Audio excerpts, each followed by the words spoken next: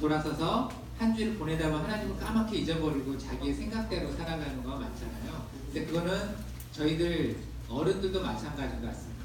제 삶이 그랬었고 내 지식과 내 명철을 의지하면서 살아왔었던 그런 과정이 너무 많았기 때문에 이 말씀이 저에게 주시는 말씀이 아닌가 생각이 듭니다. 다음 장 볼게요. 처음 하나님이 저를 초대한 때는 초등학교 1학년이었습니다. 여기서 큰 애 있고 작은 애 있는데 누가 저일까요? 맞습니다. 못생긴 키 큰 사람이 저입니다. 넘겨주세요. 하나님이 저를 초대하는 방법이 두 번이 있었습니다. 처음 초대했을 때 가지 않았고요. 두 번째 갔는데 첫 번째 방법은 넘겨주시면 보입니다. 빈손으로 산타클로스입니다. 제가 초등학교 1학년 막 시작했을 때, 시작할 때가 아니라 빵학년 때네요. 7살 때 우리 집으로 산타클로스 할아버지가 왔어요. 그런데 문을 열고 산타 할아버지가 선물을 주시는 것 같아서 뛰어가서 저도 제 형제가 4명인데 큰형, 작은형 4명의 사형제가 쭉 나란히 섰습니다. 그런데 큰형하고 작은형한테 선물을 줬는데 저한테는 안 주는 거예요. 그래서 왜 저한테는 안 주냐고 울먹거리면서 얘기했더니 너는 교회를 안 나오지 않니? 큰형하고 작은형은 친구 따라서 나간 적이 있었나 봐요. 그래서 주소록에 적혀서 산타 할아버지 선물을 주러 왔는데 저는 못 받은 거죠. 어떻게 했을까요? 줬을까요? 안 줬을까요? 숫자가 미안해서 못 준다 하고 가버리신 거예요. 그때 제가 너무 상심을 해서 교회를 나가야지 했는데 까먹어 버렸습니다. 하나님이 불렀던 첫 번째 기회를 놓쳤죠. 다음 문제였어요. 두 번째는 요구르트를 통해서 제가 하나님께 갈 수가 있었습니다. 78년도니까 굉장히 옛날이에요. 그때는 요구르트가 귀했습니다. 요구르트를 먹으려면 어느 교회나 아니면 어떤 행사장을 가야지만 얻어먹을 수 있었는데 친구가 같이 초등학교 들어간 친구가 야 교회 가면 매주마다 요구르트를 줘 라는 얘기에 솔깃해서 교회를 나가기 시작했어요. 그때가 제 신앙생활을 하나님이 불러준 두 번째를 통해서 요구르트를 받으면서 가게 됐어요. 여러분들이 혹시 친구들한테 교회를 갈 때 굉장히 놀라운 말을 통해서 예수님 영접할 수 있도록 하겠다는 생각하실 필요 없습니다. 편안하게 놀러와도 좋다. 아니 먹을 걸 먹으자고 얘기해도 좋고요. 하나님은 어떤 방법을 통해서든 이렇게 불러주시더라고요. 그래서 여기까지 왔습니다. 다음 장 보이시면 형제가 4명인데요. 제가 그래서 믿음을 갖기 시작했습니다. 1학년 때부터 열심히 교회를 다녔고 초등학교 한 3학년쯤 됐을 때 저희 형제들 4명이 있는데 전부 교회를 초대를 했습니다. 그래서 4명 중에 현재 큰형을 뺀 제가 셋째인데요. 다 교회를 좀 나가게 된 계기가 저를 통해 시작됐다고 생각해서 여러분들도 믿음을 갖고 있는 혹시 내 가족 중에 믿는 사람이 없다. 그럼 열심히 요구르트가 아니더라도 자꾸 한번 나가보자라고 권할 수 있는 그런 사람이 됐으면 좋겠습니다. 넘겨주세요. 여기 보면 말씀이 조그맣게 보이는데 뭐라고 써져 있죠? 예배하는 자가 신령과 진정으로 예배할지어다.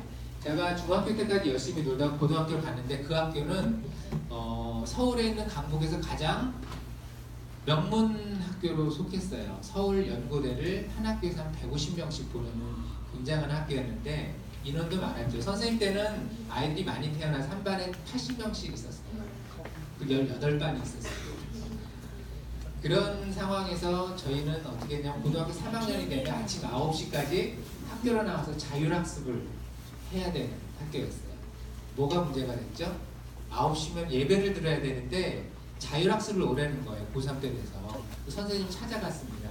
선생님 저는 교회를 다닙니다. 교회를 나가지 않으면 한 주가 너무 자신이 없으니까 교회를 나가게 해주세요 라고 읍소를 했습니다. 결론은 어떻게 됐을까요? 안 된답니다. 1년만 참으래요. 그냥 1년만 열심히 참으면 하나님도 다 이해해 줄 거고 그래서 좋은 대학 보내줄 거라고 얘기를 했습니다. 어떻게 되죠 제가? 선생님을 거역하고 교회를 갔을까요? 수소문을 했습니다. 새벽에 다니는 예배는 없을까? 고3들이 있었어요. 거기에 여의도 가면 순복음교회라고 지금 세계에서 가장 큰 교회가 6시에 고3들을 위한 새벽 기도회가 매주 열렸어요. 거기에 찾아가서 계속 기도를 했습니다. 근데 놀랍게는 하나님이 저를 그렇게 가상하게 생각을 했나 봐요. 그때 한 여름쯤 됐었던 것 같아요. 예배를 한참 끓이고 이제 통성으로 기도를 하고 있는데 내가 얘기도 안 했는데 막 입에서 우르르르 이상한 소리가 나는 거예요. 깜짝 놀라서 눈을 떴죠. 입술을 이렇게 혼자 이렇게 돌아가고 있어. 그래서 다시 기도를 차분히 하는데 또 말이 방언이 터진 거예요. 계속 그 예배 시간에는 내 입술이 나오지 않고 하나님이 주신 입술을 통해서 방언만 나오는 거지. 뭔 얘기인지 모르겠는데. 그래서 1시간 내내 울면서 그게 방언인지도 몰랐어요, 그때는. 예전에는 방언을 하면 이단 취급을 받던 교회를, 저는 장로교회를 다녔었는데 굉장히 불안하고 무섭기도 하고 했지만 그게 나중에 축복이었다는 것을 그때 알았죠. 그래서 방언을 하게 되고 그 다음 장 넘겨주세요. 주의를 온전히 지키라는 하나님의 말씀에 순종했기 때문에 결론은 어떻게 됐을까요? 고3 졸업하고 나서 넘겨주세요. 제가 원하는 대학에 원하는 학과를 들어갈 수가 있게 되었습니다. 하나님이 제 길을 열어주신 거죠. 거기다가 축복한다는 의미로 방언까지 주시게 된 겁니다. 자, 그런데 여기서부터 문제가 시작됐습니다. 아까 제가 뭐라고 그랬죠? 하나님을 신뢰해야 되는데 제 명철을 신뢰하기 시작했어요. 넘겨봐 주세요. 대학에 가게 되면 많은 갈등이 시작됩니다. 여러분 고등학교 때도 그렇겠지만 대학에 가면 아무도 나를 타치하는 사람이 없어. 내가 수업을 선택하게 되고 내가 알아서 과도 동아리도 학교 안 가고 싶으면 안 가도 돼요. 아무도 뭐라 하는 사람이 없어. 그래서 처음에 신입생 때 MT라는 걸 가요. 그러니까 소풍이죠, 소풍. 대학생 소풍인데 그때 소풍을 가게 되면 꼭 금요일, 토요일, 일요일 날 이렇게 가게 돼 있어요. 그러면 예배를 어땠죠? 주일날 안 가게 됐습니다. 대학 때 MT는 한 10번 정도 하는 것 같은데 그때마다 안 갔어요. 그러면서 핑계를 댔죠. 아이, 학교에서 하는 행사인데 어쩔 수 없잖아. 두 번째는 대학 가면 술을 먹게 됩니다. 고3 때까지 한 번도 일요일까지 계속 공부를 하다가 탁 하고 자유를 느꼈으니까 친구들이 술을 먹자고 하면은 기분이 좋아서 술을 먹기 시작했어요. 주말에도 술을 먹었습니다. 그럼 머리가 아파서 그 다음날 일어나지를 못하는 거예요. 에이, 오늘 하루 머리도 아픈데 쉬어야지, 예배를 말아야지 라고 생각을 하고 교회를 또 안 나가기 시작한 거예요. 그 다음에 대학을 가게 된 게 혹시 내가 공부를 열심히 해서 그런 건 아닐까라는 생각이 들기 시작했어. 그러면서 대학 때 선생님 다닐 때는 왜 학생 운동이 굉장히 많던 시절인데 책을 하루에 2권씩 읽고 세미나를 하고 그랬었어요. 책을 자꾸 읽다 보니까 그 책에는 신은 아편이다 라고 하는 유물론이라는 내용의 책들이 굉장히 많은데 그 책을 읽다 보니까 진짜 난 하나님 한 번도 본 적이 없잖아 라고 생각을 하고 점점 의심을 하기 시작했어요. 이거 분명히 내가 똑똑해서 대학을 간 거야 라고 생각을 하고 사람의 능력이 이 정도로 뛰어난데 선배들을 보니까 너무 뛰어난 사람이 많은 거야. 말도 잘하지, 리더십도 강하지, 몇천 명 앞에서 구호를 외치는데 너무 멋져 보이고 그런 모습들이 사람이 대단하다라고 사람을 믿기 시작했어요. 그 선배를 믿기 시작했고 그러다 결국엔 결론을 내렸습니다. 대학교 1년이 지나고 나서 하나님은 없다. 다 착각이었다. 내가 너무 어려서 놀아났다라는 생각으로 교회를 안 나가기 시작했어요. 몇 년간? 7년간 안 나갔습니다. 자, 다음 장 넘겨주세요. 7년간 탕자의 삶을 살았습니다. 그런데 하나님이 저를 역시 불러줬어요. 제가 7년 동안에 이런 생각을 해봤어요. 내가 고3 때 이상한 방언인가 했는데 혹시 그럴까 하고 술을 왕창 먹고 나서 아침 새벽에 깼을 때 방언을 해봤어요. 기도를 해봤어요. 나왔을까 안 나왔을까요? 나오는 거야. 그래도 방언이 나오는 거지. 깜짝 놀라서 그냥 걷어버리고 잊어버리려고 노력을 했어요. 근데 다시 하나님이 부르시더라고요. 그 계기가 7년 후에 있었는데 넘겨봐 주세요. 이 사건 아세요? 3분 백화점? 잘 모르는 학생들이 많을 텐데 여러분 태어나지 않을 때인가? 태어난 후지 95년도에 백화점이 10분도 안 돼서 왕창 내려앉았어 저렇게. 그래서 900몇 명이 죽게 되고요. 실종자 아직 찾지 못한 사람도 있었고 부상이 거의 1000명 가까이 있었어. 빠져나올 수가 없어서 백화점 지하에는 식품 코너가 있잖아. 거기에는 몇백 명이 식품 코너에서 밥을 먹고 뭘 사다가 갑자기 내려앉는 바람에 다 죽게 됐어요.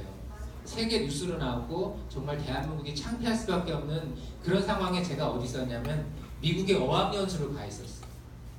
물어보는 거야. 어떻게 백화점이 무너질 수 있냐는데 뭐라고 얘기를 해요. 근데 생각해보니까 저 백화점은 저희 아버지죠. 아버지의 회사에 매장이 저기에 있었어요.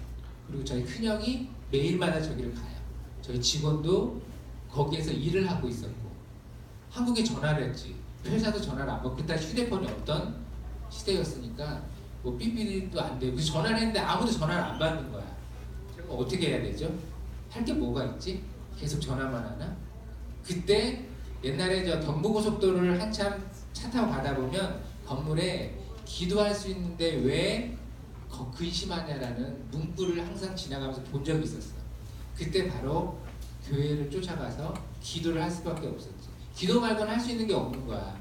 기도를 울부짖으면서 1시간, 2시간 계속 하고 나서 밤 돼서 다시 전화를 했어. 생각해보니까 내가 낮에 전화할 땐 회사에는 아무도 없었던 때지. 밤이었으니까. 그리고 나서 전화를 했더니 전화를 받아서 다행히 무슨 일이 있었나? 저기 7층에 저희 매장이 있었는데 8층이 가장 꼭대기예요. 이미 이틀 전부터 천장이 금이 가지면서 무너져 내리려고 쿵쿵 소리가 났었다는 거야. 저희 형이 갔을 때 이미 그 소리가 굉장히 커지더라는 거지. 직원이 실장님 지금 소리가 너무 커요 라고 하길래 그러면 이상한 조짐이 느껴지면 그냥 빠져나오라고 하고 바로 나왔어. 이제 그 매장에 갔다가 형님이요. 그리고 나서 1, 2분도 안 돼서 직원이 막 뛰쳐내려온 거야. 그리고 나서 건물을 나오기도 전에 쿵 하고 내려가기 시작했어요. 그래서 넘어지면서 빠져나왔어 직원이. 임신을 하고 있었거든요. 그러니까 이미 맨 위에 있는 사람들은 소리를 듣고 다 빠져나오는데 그 아래층부터는 아무도 그 조짐을 몰라서 다 죽은 거야. 다치거나.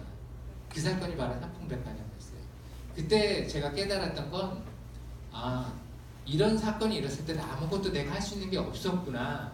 예수님이 날 이렇게 부르시는구나 라고 생각하고 그 다음 주부터 열심히 교회 가서 기도하고 제 간증 얘기를 하면서 하나님을 믿어야 된다라고 다시 탕자가 돌아오게 되는 사건이 있었어요. 자, 다음. 왜 무너졌냐고? 부끄러운데 사실은 저 백화점 윗건물에 에어컨을 돌릴 수 있는 큰 냉각 장치가 있어요. 그런데 처음에 설계할 때 너무 작게 설계를 해서 고객들이 덥다라는 얘기를 한 거야. 그러니까 그 공무원들을 설득을 하고 몰래 뭐라고 하죠? 해서는 안 되는데 뭐 뒷돈을 줬는지 모르겠지만 그러고는 냉각 장치를 하나 더 설계한 거지. 그 옥상에다가. 그러니까 너무 무거웠던 거야. 설계 때는 있어서는 안 되는 걸 그 무거운 몇 톤짜리를 그 위에 올려놓으니까 견뎌내지 못하다 그게 무너져 내려와 버린 거야. 앞으로는 그런 일은 없을 거예요, 우리나라에. 자, 넘겨주세요. 저기 있죠. 순종 한 장 다시 뒤로 가시면 그래서 제가 깨달은 건 하나님은 늘 나에게 순종을 바라고 있었는데 그렇지 않다 보니까 저런 사건을 통해서 나를 깨닫게 해주는구나. 내 명철을 의지하면 안 되는구나 생각을 갖게 된 거예요. 넘겨주세요. 그래서 열심히 교회를 나가게 됐어요. 그래서 저는 신문방송학을 전공하고 나서 신문기자가 되고 싶었는데 대학 때 이미 3년간 내내 신문기자를 했어. 그리고 동아일보 명예기자를 하면서 기자들의 생활을 봤더니 매일 술을 먹는 거야. 군대를 이제 어학연수를 갔다 와서 술도 안 먹고 좀 바르게 살려고 했는데 매일 술 먹고 밤새 경찰서 가서 취재해야 되고 그런 삶을 내가 과연 살 수 있을까 생각했더니 못 살겠더라고요. 그래서 방향을 바꾼 게 계기가 있었어요. 미국에서 이제 돌아오게 되는 날 미국의 유명한 대학들이 있죠. 아이비리그라고. 거기 대학들에 유명한 여러 가지 대학인데 폭포가 아름답게 쏟아지는 캠퍼스 안에 있는 코넬 대학이라는 대학을 가봤어요. 도서관 갔더니 너무 책도 막 공부하고 싶은 거야. 진즉에 한번 미국에서 공부하고 싶었는데 거기서 찾아간 건 뭘 찾아가겠죠? 우리나라의 책은 얼마나 있는지 딱 갔는데 딱 4권 있네? 코리아라고 돼 있는 책이. 다른 나라를 봤어. 필리핀은 한 40권 정도가 있는데 너무 충격적이었지. 우린 필리핀보다 잘 산다고 생각했는데 그래서 제가 선택한 게 해외에 홍보할 수 있는 전문가가 되자라고 해서 대학을 졸업하고 홍보 전문하는 회사 대행사를 가게 됐어요. 그때 관광공사 홍보지를 만들고 프레젠테이션 하면서 저희가 다른 경쟁 회사랑 경쟁을 해서 그걸 얻게 되는 그런 일도 만들었죠. 근데 1년 반 만에 회사 일을 할 수밖에 없는 상황이 됐어요. 전통 가구를 했었는데 혼자서 회사가 커지다 보니까 큰형이 같이 하자고. 그래서 1년간을 설득하는 바람에 제가 같이 하다가 3년 후에 저기 보이시는 독립을 해서 한국적이면서 세계적으로 알릴 수 있는 가구를 만들어야겠다. 저런 가구를 만들게 됐어요. 그때가 32살 때인가 아마 시작을 했었던 걸로 기억나는데 그렇게 운영을 하고 하나님이 축복을 해주셔서 중국에도 공장을 세우고 직원들도 굉장히 많아지는 축복을 주셨고요. 다음 장. 이쁜 아내도 얻게 해주고 그리고 우리 쌍둥이가 태어나게 됐어요. 그래서 행복한 가정을 누리게 되는데 참 축복을 주셨는데 또 어떻게 됐죠? 인간은 간사해서 이게 혹시 내 능력으로 이렇게 벌어지고 있는 건 아닌가라는 생각을 하면서 교회를 열심히 안 나가기 시작을 했어요. 안타깝게도. 그러면서 돈이 많이 벌리니까 어떤 좋은 차를 살까? 부동산에 투자할까? 이런 생각만 하면서 주말을 보냈었던 기억이 나요. 넘겨주세요. 자, 그런데 저희 아이가 쌍둥이를 태어났을 때 5개월째 되는 날 병원에서 아내가 갑자기 피를 흘리면서 유산기가 시작된 거죠. 병원에 갔더니 아기가 지금 태어날 것 같다고 입원을 하라고 해서 주사를 맞기 시작해요. 무슨 주사냐면 아기가 나오지 않도록 억제하는 주사야. 근데 이 주사는 계속 맞으면 산모가 위험해질 수가 있어요. 혈압이 높아져서 2달간을 입원하면서 견뎌냈죠. 그런데 7개월 한 반 열흘 정도 됐을 때 의사가 잠깐 좀 보자고 앞으로 주사를 더 맞으면 산모가 죽을 수도 있는 상황이 그냥 아기를 낳아야 되겠대요. 그때 아이가 아기가 나오면 괜찮나 했던 A4지 석장을 보여주면서 위험할 수가 더 있습니다 라고 하면서 이렇게 해서 아기가 죽을 수도 있고요, 이렇게 해서 아이가 태어나도 정상적으로 크지 못할 수가 있다는 얘기를 계속 A4지 석장을 계속 설명을 하는 거야. 그래서 이거 그냥 안 듣고 수술하면 안 되었더니 다 듣고 사인을 해주셔야 됩니다 라고 했더니 다 어떻게 해서 죽을 수밖에 없고 어떻게 하면 죽을 수도 있고 어떻게 하면은 폐가 쪼그라들어서 평생 불구로 살 수도 있어, 이런 얘기만 계속 들은 거죠. 그리고 수술을 하게 됐어요. 그때 제가 할 수 있는 건 뭐죠? 기도뿐이 없었어. 저희 부모님이 중국에서 사업을 하시면서 교회를 세우셨는데 한국 사람들이 왔을 때 거기 200명의 성도가 있었어요. 그 기도 제목을 갖고 수술 시간에 제가 아는 모든 분한테 문자를 보내서 기도해달라고 했어요. 근데 마음이 편안해지고 7개월 11일 만에 아이가 태어났어요. 1kg. 손 요만한 걸 기억이 나는데 우리 아이들이 저 뒤에 있어요. 그렇게 축복을 주셔서 넘겨주세요. 그리고 제가 39때 저희 어머니가 간암이 있으셨어요. 근데 살 수 있는 방법은 간 이식 수술뿐이 없다고 해서 나이가 좀 많았어요. 39에 간 이식 수술을 해서 간을 70%를 떼서 어머니한테 드리는 일이 있었어요. 근데 그게 굉장히 위험하다고 했는데 그때 몰랐어. 엄마가 죽게 된다는 생각 때문에 수술을 했었는데 다행히도 하나님이 다시 회복을 시켜줬어요. 그때 회사를 운영하고 있는데 어떻게 했을까요? 회사를 운영할 수 있을 쯤에 이태리에서 공부하던 친구가 저랑 같이 일을 하게 되면서 제 대신 회사를 운영할 수 있을 만큼의 여건이 성숙될 쯤에 수술을 하게 된 거죠. 그래서 아마 수술이 가능하지 않았을까. 하나님은 그렇게 또 예비를 해주시더라고요. 다음 장. 그런데 아까 얘기한 대로 회사가 많이 돈을 벌기 시작하니까 딴 생각을 했어요. 좀 돈을 더 벌어볼까? 라고 생각하다가 친구 회사에 투자를 했습니다. 근데 어떻게 됐을까요? 왕창 잃었습니다. 빚도 지게 되고요, 재산을 많이 잃게 되는 상황이 와서 차는 고상하고 차도 없게 되는 상황이 돼버렸습니다. 그게 40이 넘어서 있었던 일이에요. 넘겨주세요. 그때 저에게 다시 주신 말씀은 이 말씀입니다. 읽어볼까요? 너는 마음을 다하여 여호와를 신뢰하고 뭘 하지 말라고? 내 명철을 의지하지 말라고 했습니다. 범사에 그를 인정하면 그러면 어떻게 한다고요? 길을 인도해 준다고 그랬죠. 지도해 주신다고. 저는 자꾸 그렇지 않은 삶을 살았었던 거예요. 축복을 주실 때마다. 그게 바로 제 삶이었기 때문에 이 말씀이 기억이 많이 납니다. 굉장히 어려워졌어요. 회사도 이제 도산이 돼서 없어지게 됐어. 그동안 있던 회사 건물이 다른 주인 성남시로 넘어가면서 그 건물을 전부 부셔버려야 된다는 거예요. 그래서 갖고 있던 큰 매장 80평짜리 매장도 다 무너뜨리고 보상도 하나도 못 받고 나오게 됐어요. 완전히 바닥을 기게 되는 상황이 됐는데, 자, 어떻게 해줄까요? 하나님은 이런 얘기 들어봤어요. 고난은 축복이다. 이미 저는 그때쯤 됐을 때 하나님 말고는 의지할 사람이 없었기 때문에 저기 성남에 가면 어느 우리들 교회라는 큰데 보면 고난은 축복이다라는 걸 약 6개월간 걸고 있었던 간판이 있었어요. 속으로 고난이 어떻게 축복이 될 수가 있어? 말도 안 되는 소리야 라고 했는데 시간이 지날수록 저의 모든 그동안 있었던 썩은 뿌리를 다 뽑아내고 겸손하게 하나님께 의지하고 바짝 엎드리라는 말씀을 주셨어요. 그 고난이 저한테는 새로운 터닝 포인트가 됐습니다. 그리고 45이 되면 알지 모르지만 어디 취직하기도 어려워요. 회사도 문을 닫아야 되는 상황에. 근데 어떻게 했을까요? 취직해도 뭐 아무리 찾아봐도 200만 원, 300만 원 주는 데가 없는 거야. 근데 놀랍게도 놀라운 일이 벌어져서 넘겨주세요. 늘 새벽마다 가족들을 모아서 예당삼에 참여했고요. 그리고 늘 새벽마다 기도를 하면서 하나님께 부르짖었어요. 하나님 방법을 알려주세요. 제가 잘못했습니다. 라고 했더니 어떻게 했는지 넘겨주세요. 제가 지금 하고 있는 직업입니다. 자산관리 전문가라는 걸 하고 있는데 뭐냐면 우리가 이제 돈을 버는데 은행에 있는 이자가 2%도 안 돼요. 물가상승률이 2%가 넘는 시대에 돈을 넣으면 내 돈이 가치가 하락되는 시대에 살고 있어.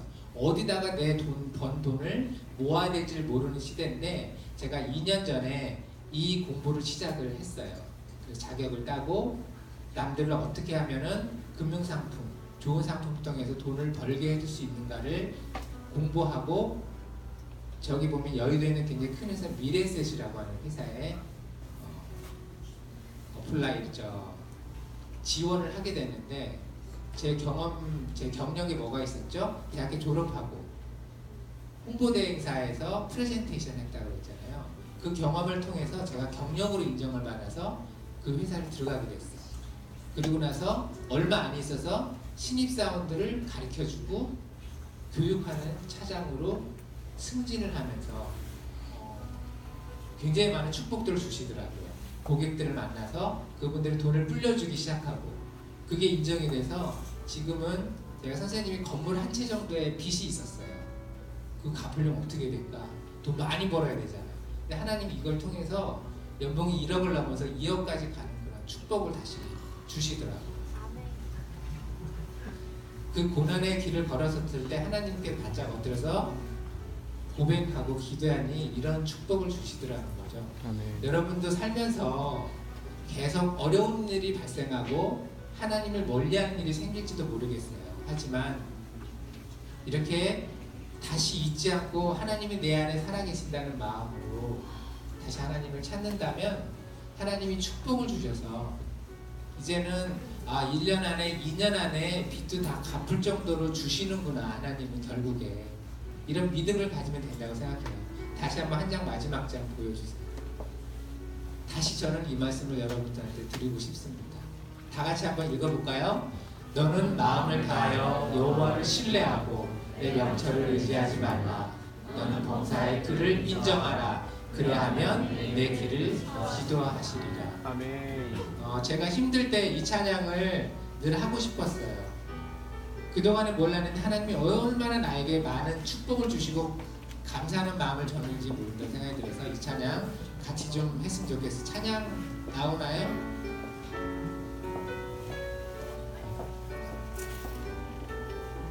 제가 불러볼게요.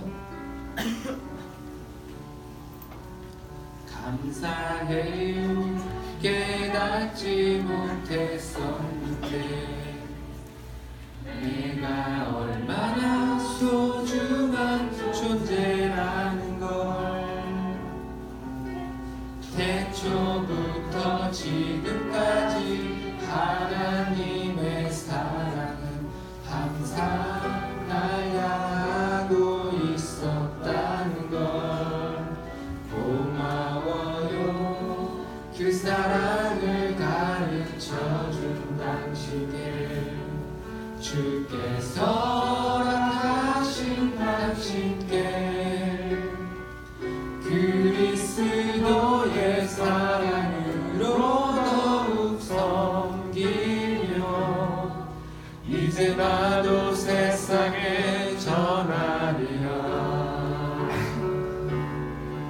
당신은 사랑받기. 다 같이 옆에 있는 사람을 손으로 해서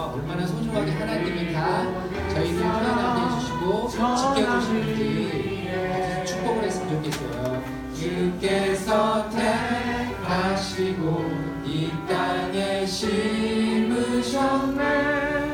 또 하나의